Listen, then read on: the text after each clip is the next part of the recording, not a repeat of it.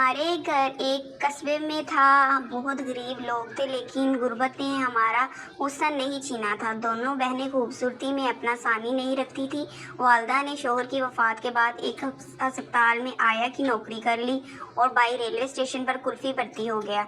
वो भी हर माह कुछ रकम दे जाता था, जिससे हमारा गुजर बसर हो जाता था।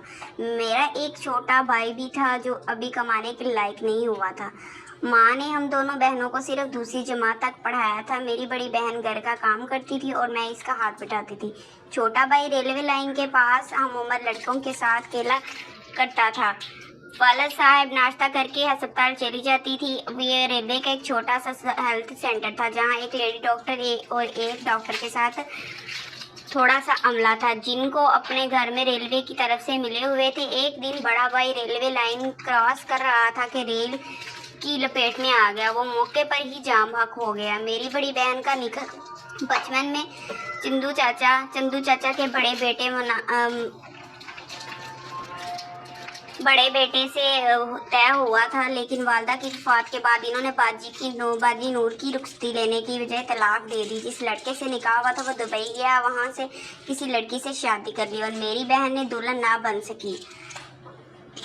इस कमियाँ को नूर का गम था और साथ मेरी भी फिक्र थी, क्योंकि मैं अब 14 बरस की हो चुकी थी। गुर्बत के बावजूद हम दोनों बहनें शक्ल सूरत से किसी अमीर घराने की लगती थी, क्योंकि हुस्न खुदा की दीन है और ये मांगने से नहीं मिलता। कहते हैं कि अच्छी सूरत भी क्या बड़ी शय है। जिसने भी डाली बुरी नज़र ही डाली। तभी अम्मा ज़माने के डर से हम बहनों को बाहर निकलने नहीं देती थी। हमारे पड़ोस में तमाम रेलवे मुलाजमिन के क्वार्टर थे, लेकिन एक दो घर ऐसे भी थे जिन्होंने खाली प्लाटों पर अपने ज़ाती घर तमीर कर लिए थे।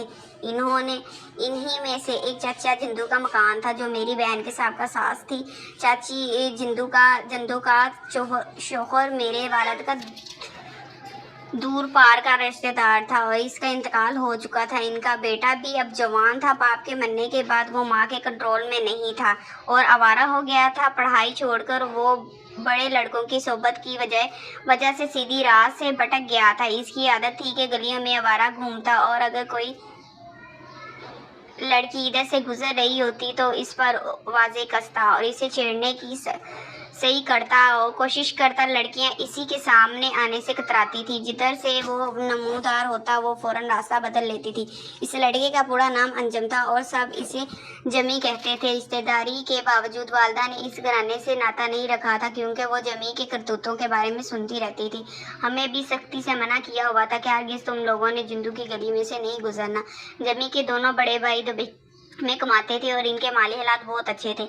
जमी को रुपया पैसे की कमी ना थी और इसकी आवारगी का एक सबब ये भी था कि वो जेब खर्च अपनी माँ से खूब बटोरता था। एक रोज़ जब बादल छाए हुए थे, नूर ने अम्मा से कहा कि आज अस्पताल मत जाओ और छुट्टी कर लो। ऐसा ना हो तेज बारिश हो जाए, फिर कैसे वापस घर पहुंचोगी? रास्ता तो कीचड़ से भरा पड़ जाएगा। माँ बोली, बेटी तुमको नहीं मालूम वहाँ आजकल कितनी सख्ती हो गई। गांव से अचानक कोई केस आ जाता है तो सबसे पहले आया की पूछी जाती है। मैं बिला वजह नागा नहीं कर सकती। बारिश हो गई तो कुछ देर अस्पताल में रुक जाऊंगी, तुम लोग मेरी फिक्र मत करना, मगर दरवाजे की कुंडी लगा कर रखना। माँ नसीहत करके चली गई। कई बार ऐसा हुआ कि मैं अम्मा के इंतजार में गली में खड़ी होती तो अचानक जमी दिखाई दे जाता। तब मैं भागकर घर में चली जाती। मुझे जपाक से घर में घुसते देखकर वो बड़ा महफूज होता और मुस्कुरा दिया करता था। ये बात मगर मैंने कभी किसी को ना बताई। जानती थी कि अगर अम्मा या नूर बाजी को बता दूंगी तो वो मेरा घर से झांकना बंद कर देंगी, जिससे मेरा दम घुट जाएगा। घर में कैद रहकर वाकई हम लड़कियों का दम घुटता है, इसलिए हम बहाने से घर से बाहर झांकने का मौका तलाश करती हैं। ताहिम आज ये कोई बहाना ना था। मुझे बस फिक्र लगी थी कि बेचारी अम्मा जिनके जूते भी बुसीदा थे, कैसे इस कीचड़ भरी गली को पार करके घर पहुंचेंगी, कहीं गिर ना पड़े। यही सोचों में खोई हुई थी। घर में बैठा ना गया तो दरवाज़ा खोलकर बाहर गली की सिमत देखने लगी, जिधर से अम्मा के आने के मकान थे। इस बात का होश ना था रहा कि बारिश की वजह से मेरे कपड़े भीग गए हैं। बस टिकटकी बांधे अम्मा की राह तकने में मैं बिजी थी। एहसास ना हुआ कि मुझे गली के नकड़े से कोई देख रहा है। ये जमी था वो जो बारिश का लुत्फ लेने बाहर निकला था और कभी इधर कभी उधर गलियों में घूम रहा था। मुझे दरवाजे में खड़ी पाया तो जाने इस दिन क्या हुआ कि वो अपने होश खो बैठा। जितनी देर में दरवाजे पर खड़ी रही वो एक दरख्त की ओर से मुझे देखता रहा। जरा देर बाद जब गीले कपड़ों की वजह से सर्दी का एहसास हुआ तो मैं घर के अंदर पलट गई। इस दम वो तेजी से आया और यूं दे पाँव मेरे पीछे सहन में दाखिल हो गया जैसे ही ये इसका अपना घर हो। बचपन में वो बेशक अपनी अम्मा के साथ हमारे घर आया था, लेकिन अब तो बरसों गुजर गए थे।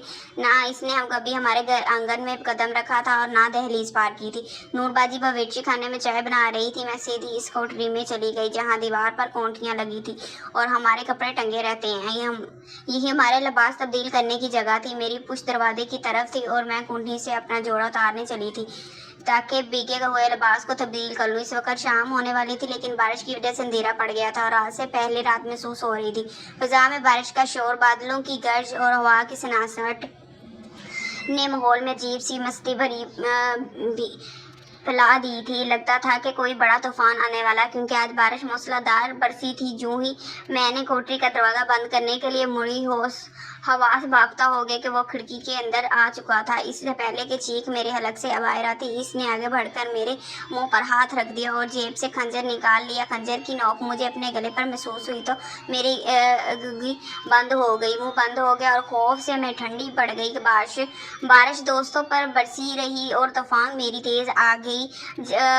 तूफान में तेजी आ गई। चंद लम्हों में जो क़यामत मुझ पर टूटी, इसका किसी को इल्म ना हो सका। थोड़ी देर बाद यूं ही जिमी को कोठरी से बाहर निकला, नूरबाजी भी किचन से बाहर निकली। इन्होंने मलकनजी और भीगी फिजा में किसी को सहन से दरवाजे की तरफ भागते देखा तो इनकी चीखें निकल गई। ये कौन था? बाजी ने मुझे कामती हुई चिड़िया से सवाल किया। जमी था बेमुश्किल मेरे हलक से निकला। वो डर गई थी और ये हमारे घर क्या करने आया था? चोरी करने आया था, मैंने सिसकते हुए जवाब दिया। गरीब के घर चोरी करने हमारे घर में चुराने को रखा ही क्या है? ये ख्याल नूर को ना आया कि गरीब के पास एक कीमती मकान भी होती है और वो होती है इसकी इज्जत, जिसको अगर कोई लूट ले जाए तो वो फिर गरीब के पास कुछ नहीं रहता बचता। जरा देर बाद अम्मा भी गिरती फटती भीगती हुई आ पहुंची और दरवाज़ा भी अभी तक खुला था, क्योंकि हम इसे बंद करने का होश ना रहा था। आते ही अम्मा ने कहा, दरवाज़ा तो बंद कर दिया करो, कोई जानवर भी आ जाता है। बारिश से बचने के लिए ये रात मेरे लिए ही नहीं, हम सब के लिए क़यामत खेल सी। इस रात इतने ज़ोर का तूफान आया कि कोई चीज़ अपनी जगह ना रही। बंद दरवाज़ा भी धड़ धड़ कर खुल रहे थे। लगता था कि दरख्त अभी जड़ से उखड़ जाएगा। बत्तियां सब की सब गुल हो चुकी थी और ज़मीन भी पाँव के नीचे ज़ोर ज़ोर से हिलती महसूस आ रही थी। और तमाम रात हम खौफ की वजह से सो ना सके। अल्लाह अल्लाह करके सुबह हुई तो नूर ने अम्मा को बताया कि जुंदू चाची का आवारा छू कर घर में घुस आया था और कैसा कहर तोड़ गया। अम्मा ने महल्ले में भी वेला कर दिया था ताकि मोहल्ले वाले जान लें और ये बदमाश कहीं दोबारा ना आ जाए। जिंदू चाचा को लोग लान तान करने लगे और इसका दरवाज़ा बजाने लगे। तब इसने कुछ रिश्तेदारों को बुलवाया कि अम्मा की तस्फिया करने को कहा। हमारे दोनों घरानों में तो कब की रंजिशें चल रही थी। लोगों ने कहा, बेशक फहद की अम्मा गरीब है मगर हम इसका साथ देंगे। मोहल्ले वालों ने थाने जाकर जमी के खिलाफ रिपोर्ट दर्ज करवा दी और क्योंकि वो सब इस लड़की की हरकतों से लड़कियों की हरकतों से थे। माँ बेचारी क्या करती, इसका तो कोई सहारा ना था। मोहल्ले वालों पर ही तकिया करना था, क्योंकि वो सफाई तो हो चुकी थी। जमी को गिरफ्तार कर लिया गया। इसके बड़े भाई को जिंदू ने इतला कराई तो वो फौरन आ पहुंचा। पैसा काफ़ी था। इसने मोहल्ले वालों से हर सूरत सुलह की दरख्वास्त की। फैसला हुआ कि वो मेरी माँ को 40,000 रुपये देगा और वो मुझसे निकाह भी करेगा। तब सुलहनामा हुआ। म्याँ ने बात मान ली। हमने जमी के हक में बयान दिया और इन्होंने रकम भर दी। शादी की तैयारी होने लगी, मगर दोस्तों जमी को खूब मजाक का निशाना बनाया कि जिस लड़की को तुमने 2 कौड़ी का किया अब इसी से शादी करने चले हो और एक ही वे वक्त चीज को घर ला रहे हो। इन दोनों बातों में कि इसको इतना परेशान कर दिया कि वो ऐन वक्त पर शादी से जान छुड़ा लेना चाहता था, मगर इसके बड़े भाई ने इसको पकड़ रखा था कि जो क्या अब इसका खमियाजा भुगतने के लिए, वरना मोहल्लेदार हमको जीने नहीं देंगे और तब भी 14 साल के लिए जेल के अंदर जाओगे। अभी तो बात सिर्फ हवालात तक ही है।